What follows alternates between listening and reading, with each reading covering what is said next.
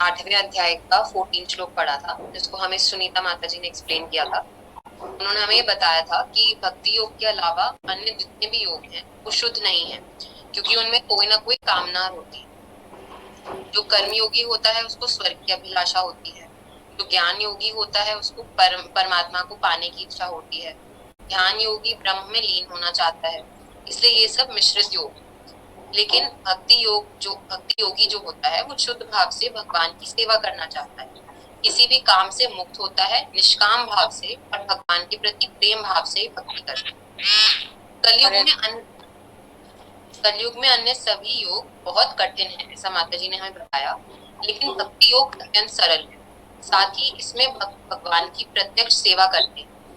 भगवान और उनके भक्तों की प्रत्यक्ष सेवा जितना इफेक्टिव और कोई भी योग नहीं है।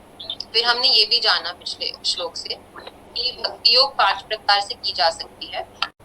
फर्स्ट इज शांत, दास्य, साख्य, वात्सल्य और माधुर्य रूप में। फिर माता जी ने बताया कि भगवान तो सबके लिए सुलभ रहते हैं, लेकिन ऐसा भक्त बहुत विरला होता है जिसके लिए भगवान सदा सुलभ है। इसको समझाने के लिए माता जी ने उदाहरण दिया कि माँ अपने हर बच्चे के लिए सुलभ होती है, लेकिन तब जब वो माँ के पास आना चाहे। जो बच्चा अपनी माँ के प्रति समर्पित होता है उसके लिए माँ हमेशा उपस्थित रहना चाहती है। फिर माता जी ने हमें बताया कि श्री रूप गोस्वामी ने अनन्य भक्त के लिए उत्तम भक्त शब्द का प्रयोग किया। ऐसे उत्तम भक्त को भगवान की सेवा के अवसर के अलावा और कुछ भी नहीं चाहिए होता। माता जी ने बताया कि भगवान जानते हैं कि कौन वास्तव में निष्ठा के साथ उनकी भक्ति कर रहा है, क्योंकि वो सबके हृदय में क्षीरोदक्षाय विष्णु के रूप में विद्यमान रहते हैं, इसलिए भगवान के साथ छल नहीं किया जा सकता। फिर माता जी ने अपने एक्सप्लेनेशन को कंक्लूड करते हुए बताया कि हम हरे कृष्ण महामंत्र के एक ही जाप से शुद्ध हो सकते हैं। इस मंत्र में इतनी शक्ति, लेकिन फिर भी हमें 16 माला इसलिए करते रहना चाहिए जिससे ये हमारे लिए सुगम और अत्यंत सहज हो जाए। फिर क्लास को कंक्लूड करते हुए संदीप प्रभु जी ने बताया कि जो हमेशा ही भगवान में अपने चित्त को लगाए रखता है, जो भगवान की अनन्य भक्ति करता है और निरंतर करता रहता है, उसके लिए भगवान सुलभ है, ऐसा भगवान इस श्लोक में बता रहे हैं। प्रभु जी ने बताया कि अनन्य भक्ति के 2 मतलब हैं। एक तो जो निरंतर लगातार डेली बेसिस पे भक्ति करे, और दूसरा भगवान कृष्ण के अलावा और किसी का चिंतन ना करे।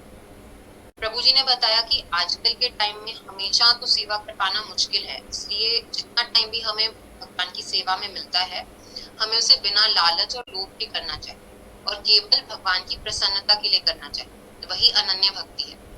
प्रभु जी ने बताया कि भगवान सिर्फ भाव को देखते हैं और वो यही चाहते हैं कि हम उनकी सेवा निष्कपट भाव से करें।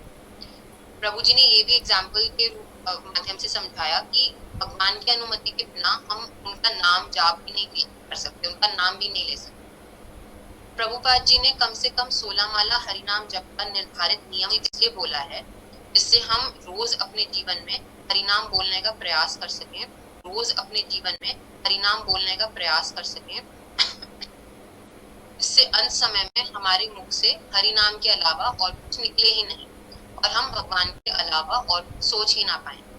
फिर प्रभु जी ने सुदामा जी का एग्जाम्पल देते हुए बताया कि वो भगवान से इतना प्रेम करते थे कि उनकी भगवान से भेंट होने पर उन्होंने भगवान से कुछ नहीं मांगा। भगवान ने उनको सारी भौतिक वस्तुएं दी, फिर भी वो माया के प्रभाव में नहीं पड़े। तो प्रभु जी ने इस श्लोक को कंक्लूड करते हुए बताया कि हम किसी भी अवस्था में, किसी भी समय, बिना किसी अभिलाषा के भगवान को याद कर सकते हैं, और भगवान ये आश्वासन देते हैं इस श्लोक में कि ऐसा करके, उनको सदा याद करके, उनका चिंतन करने पर भगवान हमारे लिए हमेशा सुलभ रहेंगे। हरि बोल प्रभु जी।